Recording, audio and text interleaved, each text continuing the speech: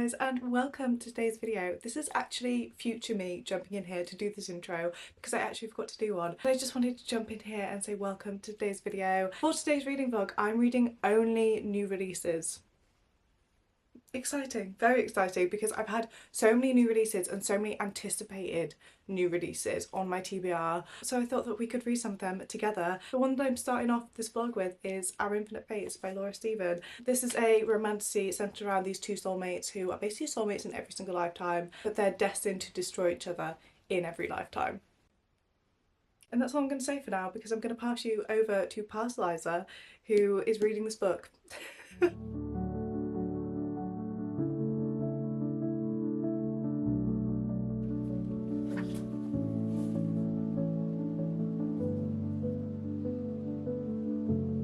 Oh my god. That is crazy. That is actually crazy.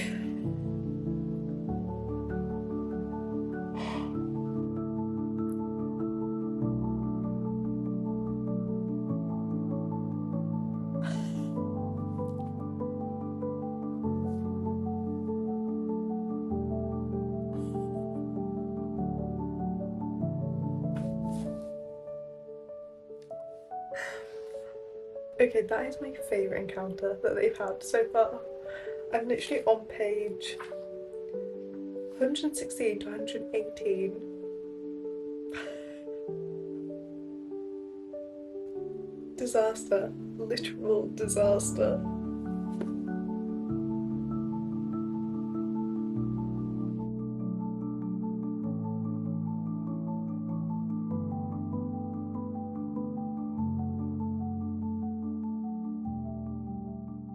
I'm about halfway through of Our Infinite Fates by Laura Stevens, and I have thoughts to share. First of all, my experience at first picking this book up, because I feel like I haven't really done an update yet, but the first thing that I will say is that it's very much straight in there. Like, I was hooked literally from the prologue. I absolutely love the concept of this book. I loved it before I picked up the book, and I'm really liking how it's turning out as well. So the concept of this, we basically have Arden and Evelyn, and their souls are basically tethered together, and in every single lifetime Arden has to track down Evelyn and kill her before they both turn 18. So we follow them in different centuries, in different bodies, with different families, doing different things. Like, they've been through thick and thin together. We basically follow them in each one of these centuries, and we follow it from Evelyn's perspective, and she basically has to kind of work out who Arden is because she doesn't know how they're going to show up this time. So it alternates between chapters. So we have Wales in 2022, which is kind of like their present timeline, which is where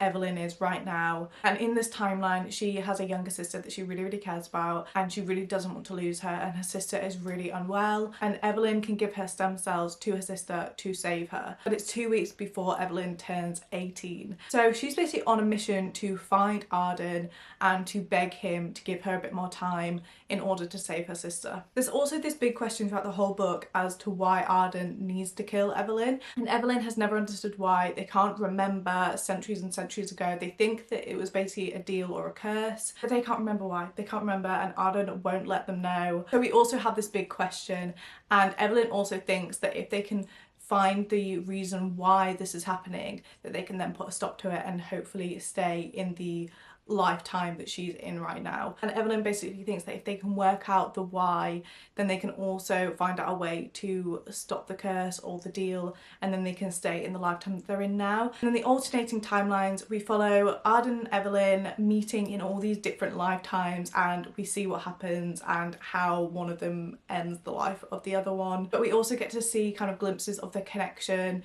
and where their connection started compared to where it is now and how strong it is now. So it's very much giving the soulmates trope, which is one of my all-time favourite tropes, which is why I absolutely love the concept of it, and I think it's why I'm enjoying it so much now. And what I will say is that when I actually started reading this, I thought the romance was kind of lacking a little bit, just because I feel like the soulmate trope is so strong, and I just really want to feel how strong their connection is, which I feel like is a really hard thing to pull off. But at the start I was kind of like, they're very much sort of telling us about their connection, not really showing it. But I will say that that has definitely changed towards the middle of the book, because I am finding that I am very much rooting for them, and I definitely get the impression that they have been through thick and thin together. They are very much soulmates in every single lifetime, and I'm just really enjoying it. I'm finding that I'm really wanting to get back to it and wanting to pick it up again, and I want to know why Arden has to kill Evelyn in every lifetime. Why? I need to know, because they've really not given much away whenever Evelyn asks. They just say, it's better if you don't know. It's better if you don't know, and you almost like you don't want to know what happens when you turn 18. I'm worried. But I really like her life at the minute and the family and the little farmhouse that she's got. I want Evelyn to stay in this lifetime. But there's also this whole thing of Evelyn really wants to be with Arden and wants like a forever with Arden. I also feel like I'm learning so much. Each chapter that's set in the past is kind of like a little history lesson, I feel like. We've been in the trenches in World War I. We've been in Norway in 1652. We were in Turkey at one point. We were in Siberia. We've just been everywhere. We've been everywhere, and I feel like I'm learning so much about the culture there as well. And I've also been tabbing it because there are just some absolutely stunning lines and bits of poetry in there as well, and just ideas or ways of thinking about certain things in the world. I just loved the way that it was explained, and I just had to tab it. And I just really like how certain things are spoken about and how they're worded. Will I read you one? Because that's the thing about humans. We leave traces of our souls everywhere, as unique and identifying as fingerprints. I just love that whole concept. I love it. I love the way that it's worded. But there's just so many nice quotes that I just love. And I'm just having a really good time reading it. And I can't wait to get some answers and to actually find out what's going on and whether or not Evelyn saves her sister. I finished this last night and I loved it. I absolutely loved it. Literally, where do I even start with this book? The first thing that I will say is the writing in this, stunning. Literally stunning. It is one of those books that literally needs to be annotated or tabbed in some way. I did start tabbing this, but I think I'm going to go back and actually underline, like annotate it properly on the pages that I've tabbed, just so that when I come back to it, I can see the exact lines and the exact phrasing of certain things that I really liked when I first read it. There is just something about the whole concept of this, of these soulmates that are literally tied together in every single lifetime, but they're also destined to destroy each other, which is just so poetic, and I'm obsessed with it. I'm literally obsessed with it. I'm honestly amazed with how much knowledge Laura Stephen must have had, or had to have at least researched, in order to write this book. Like, the amount of things I feel like I've learned from other places and other cultures and other times and other centuries, and what it was like to kind of live in those centuries, even if it was only for 2 or 3 pages. And I just feel like she's done it in such a way that wasn't like explaining that place or that time to us, but instead we were just directly there with Evelyn, because the nature of their situation, they basically live up until they're 17. So we join them in every lifetime when they're about 17. So from their perspective, they've already lived that life for 17 years. And instead of kind of over explaining it to us as kind of new readers, we're very much just put right in the middle of everything. And I feel like to be able to write that the way that she's done, in such a seamless way, is just incredible. Just incredible. And to do it with so many different places, different cultures, different timelines, it's just insane. And then on top of that, we also have Arden, who is a very poetic character, and they've been writing poetry for centuries. So that means that the author also had to write that poetry for Arden. And it really sank in, because I was like, I fully believe that Arden has written that. Like, I am so immersed in the story and with these characters that I fully believe it. And I'm just amazed at how the author's written this book. And I'm just absolutely obsessed with the whole idea. I mean, we know by now that I absolutely love anything to do with soulmates, anything to do with fate, or people that are destined to be together. And this book is literally that in a book. I think there is something so beautiful about reading about 2 people who in every single lifetime manage to find each other, and who continuously fall for each other again and again, regardless of anything other than who they are in their soul. I think there's something so beautiful about that. And then that whole idea put with the beautiful writing style, I'm obsessed. I'm literally obsessed. I also really enjoyed the twist in here. I'm not going to say anything other than that. I just really enjoyed the way that she kind of took the book and the whole explanation for everything. It's just so much to unpack with the way that all the events happened, and the further back you go in time, the more you learn and the more you kind of see that it's not black and white. And it kind of made me think of the butterfly effect, and I just think it was so interesting that certain decisions that were made weren't the first decision that was made. I know that that's so vague, but it goes back further than we would originally think. That's all I'm going to say for that. The ending itself, I was kind of sad based on the 2022 timeline that we were following, how that timeline was kind of taken. Have mixed feelings about. But other than that, I did like the ending, and I just think this is such a special book, honestly. And I would definitely recommend it. And this is also one that I think would be good to start getting into fantasy, because I would say the fantasy elements in here aren't complicated and like overwhelming, and also the world building is literally our world, so there's no sort of world building that you have to learn a lot about. Some of the timelines I did find that I was learning things just from that time, just because the time of it was literally centuries ago and it's stuff that I haven't experienced or that I didn't know about. There's no kind of overwhelming things that you have to learn. So I actually think this would be a really great one to start getting into fantasy, especially if you really like the whole soulmates trope and the idea of soulmates and being fated together. I think you'd really enjoy this. Another thing that I will say, I think I mentioned this in my other update, but the start of this I did think, I don't want to say it was slow, but it did start to get a bit repetitive just because they were meeting in every timeline and then killing each other in different ways. But what I will say is that the minute that I even thought that that was repetitive, by then in the other timelines something different happened and we learn a bit more about the characters or a bit more about their situation. So I would say if you're finding it a bit slower or a bit repetitive, I would personally recommend to stick with it, because I also thought that at the start of this, and I would say it was 100% worth carrying on with. I just really enjoyed it. I don't know if it has a 5-star feeling. I'm still trying to work that out in my head. It's definitely like a 4.5 stars, and I'm gonna see if it sticks with me for the next few days, because it could well be a 5-star read. I think if anything, for a 5-star, I think I would have wanted the romance to be a bit more present. I know that sounds really crazy. I wish we'd kind of seen more of it and more of their interactions and stuff, because given the nature of the whole situation, Arden as a character was kind of standoffish with Evelyn, and even though we did get glimpses of them not being like that with Evelyn, there was still a sort of standoffish situation going on, and I wish we'd seen them both interacting more. We did get it towards the end more so, and also when you look at the whole bigger picture, you do definitely get the vibe that they literally love each other. But I think in some of the timelines I wish we'd got just a little bit more of the romance kind of giddy feeling, if that makes sense. So I think that's why it's not 5-star for me at the minute, but I have a feeling this is going to be one that sticks with me, and I might have to think that is actually a 5-star read. But for now, I'm gonna rate it 4.5 stars. Still very solid, very high rating, and I would definitely recommend. And it's one of my favourite books that I've read in a long time as well.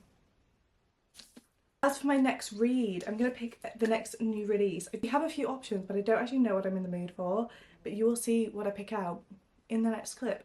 Also, I meant to say, I was looking at the author's TikTok and I didn't realise that this book was actually inspired by Exile by Taylor Swift, which made me love this book even more, and I can completely see that. It also gives me major The Prophecy vibes. I just thought that was a fun little fact. Anyway, on to the next book. Little update time for Summer in the City by Alex Aster. I literally sat down to read this yesterday and I'm already halfway through. I just seem to be on a reading streak at the minute, which I'm not complaining about, because we know I had the worst reading slump. When was it? In February? End of January? And it feels good to be feeling like I'm really into reading. This is very cute.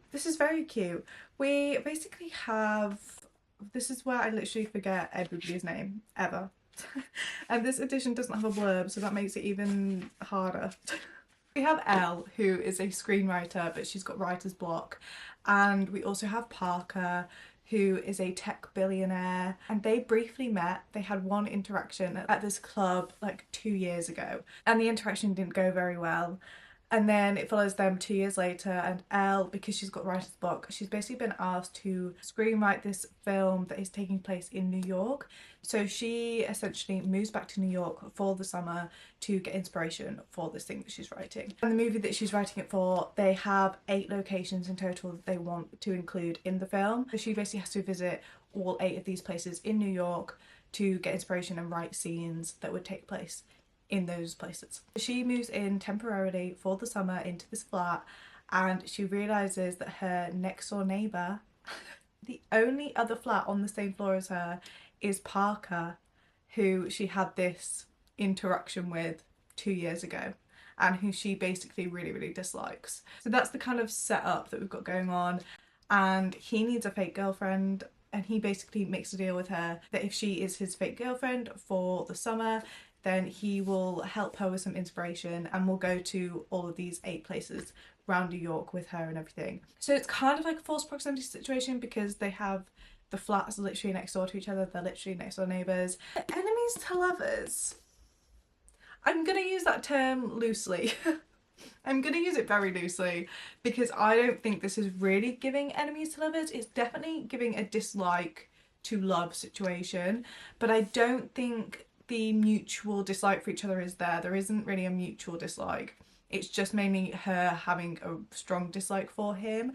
But even the thing that that is based on, I would say isn't massively, like, it's not a massive thing. It's not a massive thing, but it is something that has been brewing with her for the past 2 years, and she just really doesn't like him. So there is definitely a dislike for him there, but the other way around there isn't really, which I feel like for enemies to lovers a lot of the time you want it to be kind of both ways to start with, like they just really don't get on, they don't like each other, but this isn't really giving that. But I'm still really enjoying it. It's so fun. It's just a lot of fun. I really like her writing style in this one. I read Light Lark earlier on this year and I did enjoy that, but I didn't love it how I thought I was going to. I personally think her writing style works really well in like a rom-com adult romance situation. I'm just finding that I much prefer it in this one. This is also in first person, whereas I think Light Lark was in third person, I believe. And I think she writes in first person really well. It's one of those books where I literally feel like I can see it in my head and I can see it as a film. And it's just got a really kind of good vibe to it. And I'm just really enjoying it. I find her writing very easy to read. Hence why I'm literally halfway through already. Because it's just so easy and quick to read. I also absolutely love the little pictures at the start of every chapter. And I like how they're all different from each other as well. I really like how it's not just a romance set in New York City, like New York City is very much a thing in here. It's not just these characters living there, but it's actually as if New York itself is a character, which I really like. Just because of the places that they visit, it's almost like getting a mini tour of New York City, which I really like. And the thing that I'm also really enjoying about Elle as a character, I think she's a really fun character. I think she's quite relatable in a lot of ways. And with her being a screenwriter, I find the insights into screenwriting so interesting. So interesting, and I like how Alex Esther hasn't just given her that as a job, but we're really seeing that job in action. And I love being with her when she goes to these different places around New York and she runs through the different scenes that could possibly happen between her 2 characters. And I just find it fascinating, and I also really like the parallels between her own story and the story that she's writing. I find that really fun to read. Yeah, just overall a good time. A very good time. Like I said, it's literally playing out like a movie in my head, which is nice. That's my little update so far. I actually think I might finish this today, to be honest. Because I literally sat down and read this all in one sitting yesterday, and I might do the same for the rest of this. We'll see. We'll see how I get on and how much time I have later on. Also, Park as a character, I'm actually really enjoying him because the billionaire bachelor trope scares me very often. It scares me because I just feel like they tend to be quite arrogant and quite, that might be a stereotype, but in a lot of the books that I've read they tend to be quite cocky and just very quickly give me the ick. I really like how Parker is written in this one. I really like how it's done, and it's done in a way that, yeah, he's very much a billionaire, but at the same time you can tell he's just a very genuine person and that he is actually really kind and that he is looking out for her even though they're not together. which I like and I appreciate how that's done. That's all for my little update, and I will probably update you when I finished, if not before then, if something drastic happens.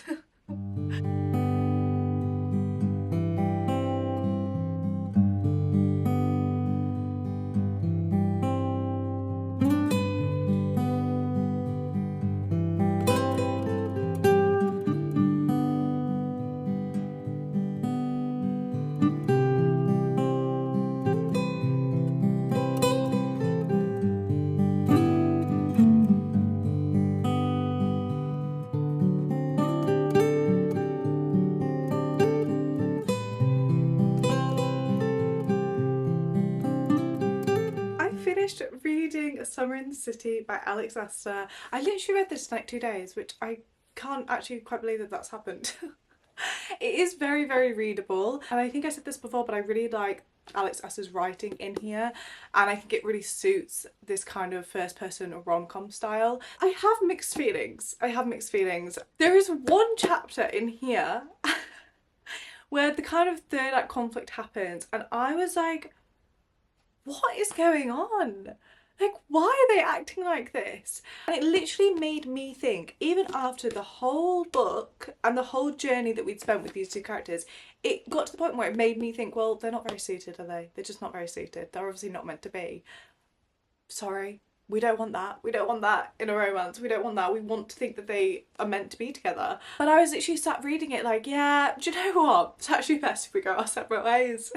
I actually think it might be best for everybody involved, because you're not compatible. It's not happening. Literally tell me why I was thinking that. So after that, I was just a bit like, oh, okay. Like, I am obviously not that fussed about them. And I literally got to the point where I thought it would be better off for everybody involved if we just quit while we were ahead. But I kind of thought, oh, it's not that big of a deal, like it's a little fluffy rom-com kind of thing. But then I went on to Goodreads and I was looking at the reviews, and everybody was like, what the hell was chapter 30? They were all like, what on earth happened? Why? And a lot of people were saying that they hope that she changes it before it's released, which I would be intrigued to see whether that actually happened, because obviously this is an ARC edition, so this is like an early release of it, and I would be really intrigued to see if she kind of kept that chapter in and if she kept it the way that it happened in. I wasn't here for that, and it looks like a lot of people actually are in the same boat when they were reading this. So that's kind of confused me a bit, because I was really enjoying it as a fluffy New York rom-com kind of vibe. I actually really like the billionaire trope in here, which is a trope that I'm not usually that drawn to or that fussed about, but I really like how it was done, and I felt like this book as a whole had a lot of personality in it, and that was really nice to see. And I feel like Alex Astor herself has put a lot of her personality into the main female character, which was really nice to see. And I think I said this in my last update, but I really enjoyed the whole descriptions of New York and how New York literally felt like another character in this book, and I really like how that was done. But it was just chapter 30 that really threw me off, and that's why I don't really know where my rating sits now. I feel like this always happens with every single book that I read. I think it's probably like a 3.5, probably. I'm gonna say 3.5. I'm literally the most indecisive person ever. The minute that feels right, so that's what we're going with. 3.5 stars. Overall, I did enjoy it. For my next read, I think I'm going to move on to First Time Colour by B.K. Borison. First of all, can we just appreciate the sprayed edges? I'm obsessed. I think they're actually one of my favourite sprayed edges that I own, which is a big statement. I just love a sprayed edge, we know this by now. This one is said to be inspired by Sleepless in Seattle. I really like that film, so I am intrigued by this. And I've heard literally raving reviews about it recently, and how everybody's literally rating it like 5 stars. I literally keep seeing nothing but amazing things about it, which makes me really excited to get into it and see what it's about. I'm just obsessed with the cover and the sprayed edges, and there's just something so aesthetically pleasing about it. And I've also not read a B.K. Borison book before, and I've been so intrigued to, because what's the other series? There's another series. It's the Love Light series with Love Light Farms and Mixed Signals and Business Casual. I've heard good things about those books and just the way that B.K. Borison writes in general. So I have always wanted to read one of them, and I'm really excited to give this one a go.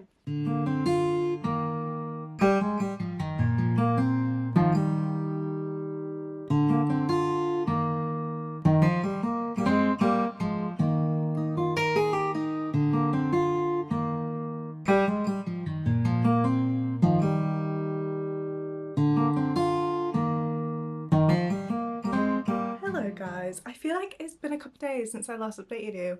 I'm now halfway through First Time Caller by BK Borison and I'm really enjoying this so far. It's very cute, very cute. The first thing that I want to say is the writing style, because I was really looking forward to reading a BK Borison book. I'm finding the writing style very quick, very easy to read, very bingeable writing, if that makes sense. Like, I feel like I could just sit and read this for hours and hours on end. That's another thing about this book. I'm finding that when I put it down, I'm like excited to get back to it. I think just because it's such a fun book and it's just very cute without being cringy. So I am really enjoying the way that this is written. So the plot of this one, we have Aiden and Lucy, and Aiden is basically a radio host for this romance hotline. Then we have Lucy, who is a mechanic, and Lucy has, I think, a 12-year-old daughter, I feel like she is. She's like 11 or 12, and her daughter one day rings up on behalf of her to this romance hotline, and Lucy somehow ends up on the phone talking to Aiden, and then they basically come up with this kind of mission to find Lucy a date and find her soulmate,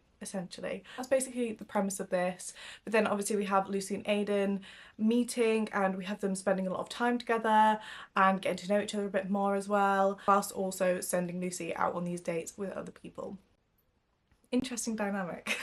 I also really like how after every single chapter you have like a transcript of the radio show. I just feel like that's a really nice touch, and it really brings us back to the fact that this is all based around a radio show. And there's also something about it that is just quite witty, which I'm really enjoying. And I'm also really liking the dynamic between Aiden and Lucy and how slow burn it feels, but it feels very genuine and kind of like real life, if that makes sense. I'm really enjoying the slow burn element to it, and I'm excited to see what the rest of this is like and what actually ends up happening. It's just very cute so far, very easy to read, and I'm just having a really good time, and I'm excited to see how it all wraps up. I finished reading First Time Caller by BK Borison, and this was really cute. It was really cute.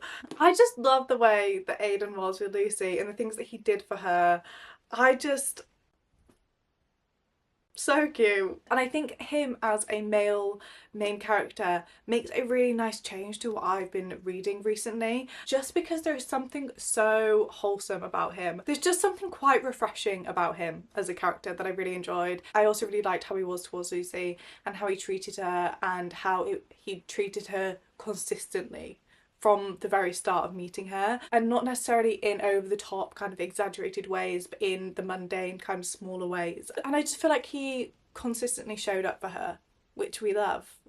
I will say that towards the end I did think it was running a little bit on the longer side, just because I had like, I think it was like 100 pages left by the end, and I was kind of ready for it to be wrapping up, but I still had 100 pages left. So I do think that it could have maybe been a little bit shorter, but that's like a minor thing, because I still had a good time reading it and I still enjoyed Lucy and Aiden. I also really like Lucy as a character, and I like her little group that she's got surrounding her with her daughter and her daughter's father and his partner and everything. Like, they have a really nice kind of group going on that she has surrounding her. I also like that there were kind of deeper things that these characters were dealing with, but the way that these things were spoken about weren't in an overly heavy way. Like, it didn't bring the book down into a heavy feeling book. It was really nicely done, and it still had a very fun and rom-com kind of feel to it, but whilst also sometimes highlighting the harder things that these characters are dealing with, but like I said, not in a really heavy way. I just think it was a really cute, refreshing little rom-com, and I really enjoyed. And for rating, I think I'm gonna rate this 4 stars. That feels about right. And I would definitely recommend, especially if you like a slower burn kind of romance as well. Also, if you like Sleepless in Seattle, the movie, then I would definitely recommend this book. And that's actually the last book of this vlog. I really hope you've enjoyed watching me read some new releases, some very anticipated releases as well. Really enjoyed reading them and getting some off my TBR as well. And if you're still here and still watching, comment a little star emoji so I know. And thank you so much for still being here. I really appreciate every single one of you. Thank you for watching this video, and I will hopefully see you in my next one.